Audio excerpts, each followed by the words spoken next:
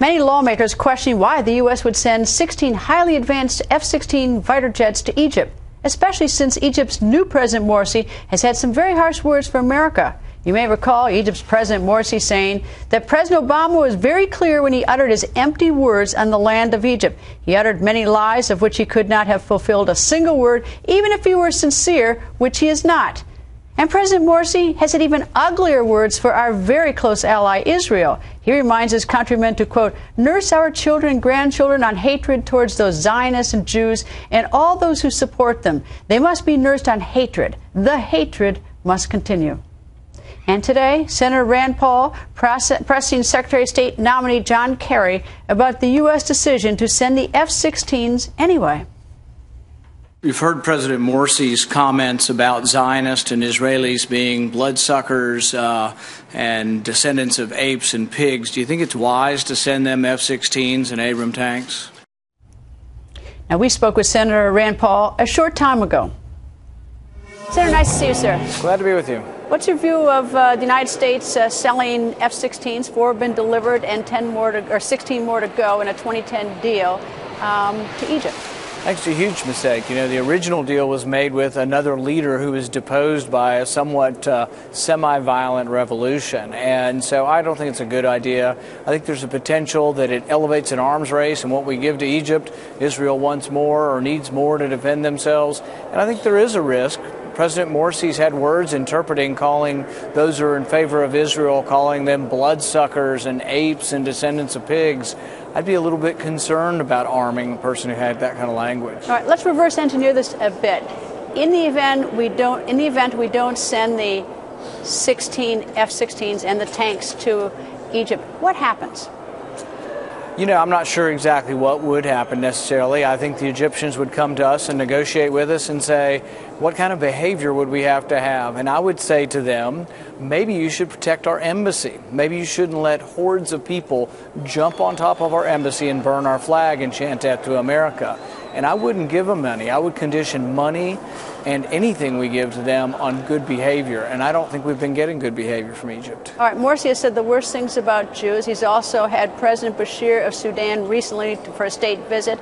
And let's not forget that Sudan has the Iranian munitions factory that Israel just bombed recently inside Sudan. And, of course, they're locked in pretty closely, Iran and Sudan. What happens, though, because Egypt does control the Suez Canal, so a tad bit they have our foot on our throat. I'm not for saying we have no relations with Egypt. I'm for friendly relations with Egypt, and as friendly as they want to be to us, we should be. But you don't always have to buy friends, and you don't always have to arm friends. And so I'm concerned, and I think they need to prove that they want to live in the civilized world. Within the last year, Morsi was seen at a prayer meeting with a radical sheikh who was saying death to Israel and death to Israel supporters. Also within the last year, Egypt arrested 16 Americans, held them in the country, threatened not to let them leave the country, and when I rattled the cages and said, we may talk about ending your aid, and when other senators traveled there with that message, all of a sudden the Americans were released. There are still Egyptians being held for political trials in Egypt, and I think it's a big mistake. They need to show they want to be part of the civilized world, and I would make all aid contingent on that. Why do they need them? Who's their enemy that they're going to be in a dogfight with? That's a real question. And really, for every plane we give them, Israel will say we need 1.5 for every one you give them, and we'll need a little better planes than what you give them. But we're giving them some of the most sophisticated technology in the world that no one else has to offer. No one else can offer them F-16s. I don't think anybody else will. And I think we should be friends and have relations with those who want to have relations with us, including Egypt.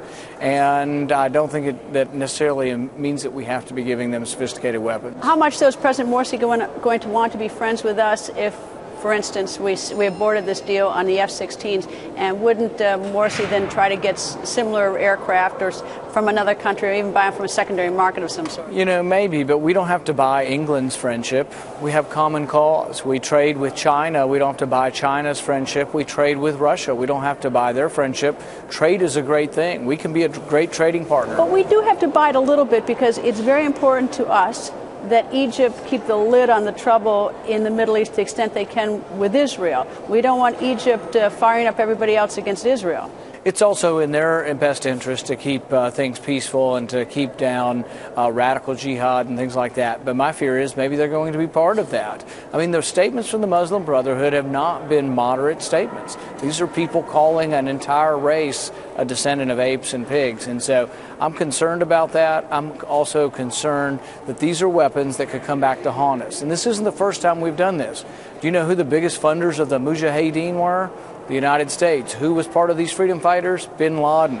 We gave missiles, Stinger missiles, and all kinds of weapons to the Mujahideen because we thought they were the enemy of our enemy.